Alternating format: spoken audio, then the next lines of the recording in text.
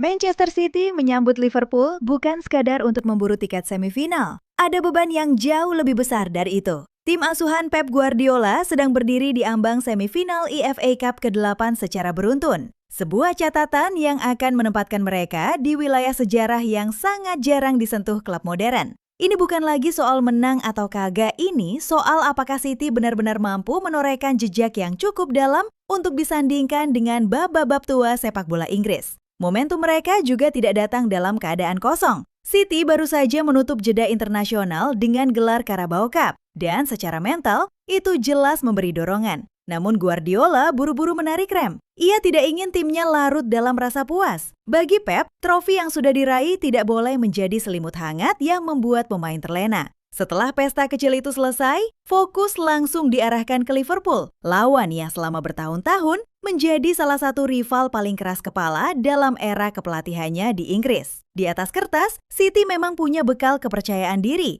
Mereka sudah 2 kali menaklukkan Liverpool di Liga musim ini, termasuk kemenangan tipis di Anfield yang menuntut mereka mengerahkan nyaris seluruh cadangan tenaga dan konsentrasi. Tapi justru disitulah bahayanya. Guardiola sangat paham bahwa laga sistem gugur tidak selalu patuh pada logika tren. FA Cup sering menghadirkan wajah sepak bola yang paling kejam. Tak banyak suara, tapi sekali menghantam, dampaknya bisa langsung merobek keseluruhan narasi musim. Karena itu, duel yang dijadwalkan sebagai partai pembuka perempat final pada Sabtu 4 April 2026 pukul 12.45 waktu Inggris terasa seperti pertarungan yang bobotnya lebih berat dari sekedar satu tempat di semifinal. Di satu sisi ada City yang ingin mempertegas kesinambungan kejayaan. Di sisi lain ada Liverpool, tim yang hampir selalu mampu memaksa City bermain di ambang batas. Pemenangnya bukan cuma mendapat tiket lolos, tapi juga suntikan moral dan legitimasi bahwa musim mereka masih bergerak ke arah yang tepat.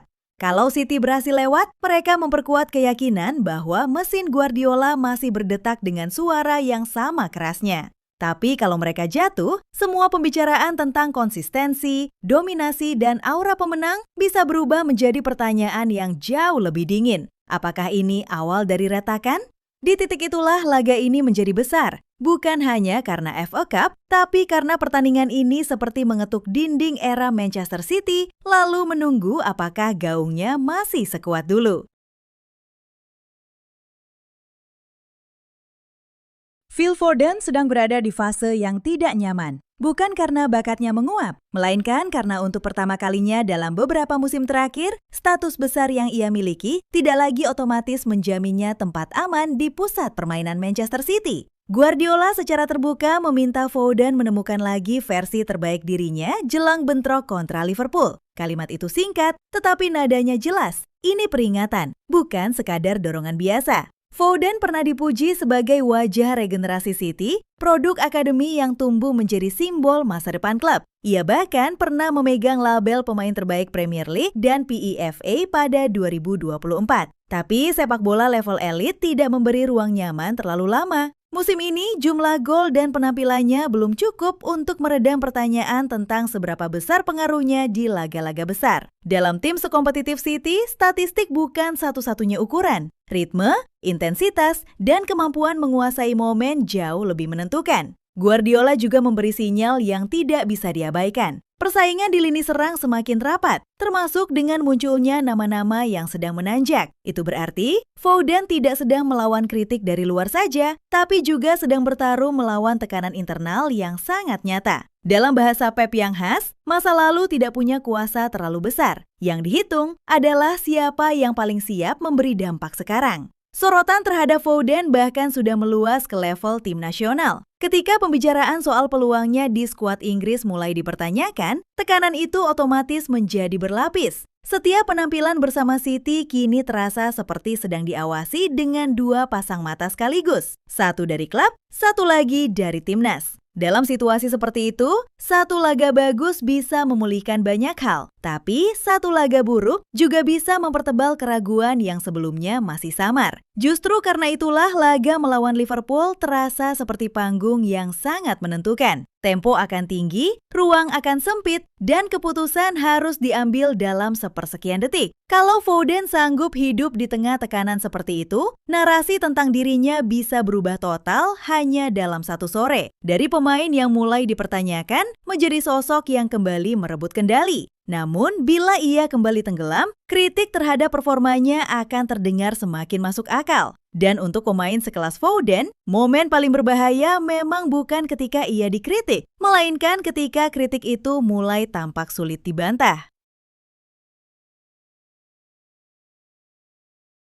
Rodri membuka kemungkinan, lalu rumor langsung berlari lebih cepat daripada logika. Ketika gelandang Manchester City itu mengakui bahwa kembali ke La Liga dan ke Madrid adalah sesuatu yang menarik, pintu spekulasi seketika terbuka lebar. Nama Real Madrid pun masuk ke dalam pembicaraan, dan City mendadak dihadapkan pada pertanyaan yang tidak nyaman. Bagaimana jika pemain yang selama ini menjadi poros keseimbangan tim mulai menoleh ke arah lain? Yang menarik, Guardiola tidak menanggapi situasi ini dengan nada emosional. Ia justru memilih sikap yang dingin dan sangat terukur. Menurut Pep, tidak ada pemain yang lebih besar daripada klub. Kalau Rodri bahagia dan ingin bertahan, City tentu senang. Tapi kalau suatu hari ia ingin pergi dan ada tawaran yang layak, klub tidak akan menutup jalan. Itu bukan jawaban yang meledak-ledak, tapi justru disitulah letak bobotnya. Guardiola seperti sedang mengingatkan bahwa sepak bola modern sering bergerak dengan logika profesional, bukan sekedar kesetiaan romantis.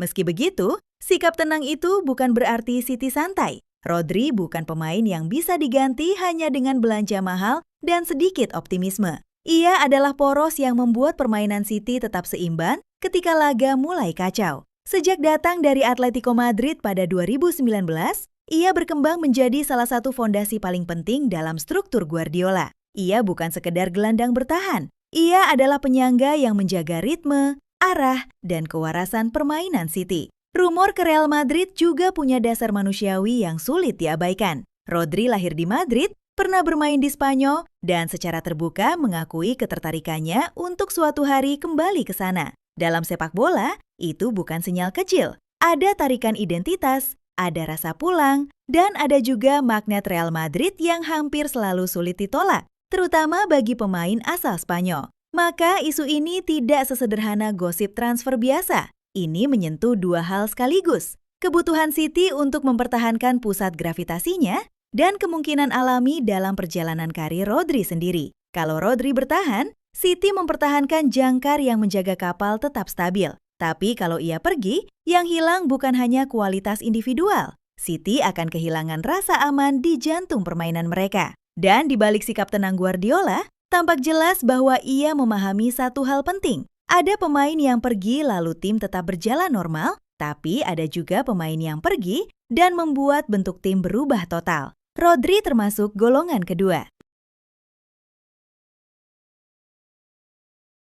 Pep Guardiola memang belum pergi, tetapi ketidakjelasan masa depannya sudah cukup untuk menciptakan kegelisahan halus di sekitar Manchester City. Kontraknya masih berlaku sampai 2027. Namun hingga sekarang, ia terus menghindari pernyataan tegas soal apakah benar-benar akan menyelesaikan masa baktinya sampai akhir atau justru memilih menutup bab itu lebih cepat. Dalam dunia sepak bola modern, diam kadang lebih gaduh daripada pernyataan panjang. Masalahnya, ketidakpastian seorang manajer sebesar Guardiola tidak berhenti di ruang konferensi pers. Dampaknya menjalar ke banyak sisi. Perencanaan musim panas bisa ikut tersendat, arah perekrutan pemain bisa kehilangan ketegasan, bahkan proses membangun skuad baru pun ikut dipengaruhi. Untuk klub sebesar City, pelatih bukan sekadar sosok di pinggir lapangan. Ia adalah pusat orbit. Ketika titik pusat itu belum memberi kepastian, gerak seluruh sistem ikut terasa goyah. Laporan yang beredar menyebut City sebenarnya tidak tinggal diam. Klub dikabarkan sudah menyiapkan skenario cadangan, walau belum melangkah ke tahap yang benar-benar konkret. Beberapa nama mulai muncul dalam pembicaraan, tetapi semua itu masih berada di wilayah antisipasi, belum keputusan. City seperti sedang memainkan dua nada sekaligus. Tetap berharap Guardiola bertahan, tapi diam-diam bersiap kalau era paling gemilang itu ternyata mendekati tikungan akhir. Itu wajar, karena warisan Guardiola terlalu besar untuk diperlakukan sembarangan. Ia sudah memberi City tumpukan trofi dan menjaga klub tetap relevan di hampir setiap kompetisi penting. Karena itu, wacana tentang perpisahan selalu terasa ganjil. Bukan mustahil, tapi terasa seperti membayangkan sebuah mesin besar kehilangan suara utamanya. Masih bisa bergerak tentu, tapi iramanya berubah, nuansanya bergeser. Dan semua orang harus belajar bernapas dengan cara baru. Disinilah sisi paling manusiawi dari cerita ini muncul. Guardiola tetap berbicara tentang pertandingan berikutnya, tentang Foden, tentang Rodri, tentang Liverpool. Namun di belakang semua itu, ada satu pertanyaan yang terus menempel seperti bayangan sore hari. Kapan ia benar-benar memutuskan? Dan seperti apa Manchester City jika keputusan itu akhirnya datang? Sampai sekarang jawaban itu masih menggantung. Dan dalam sepak bola, kadang yang paling melelahkan memang bukan kekalahan, melainkan ketidakpastian yang terus hidup dari hari ke hari.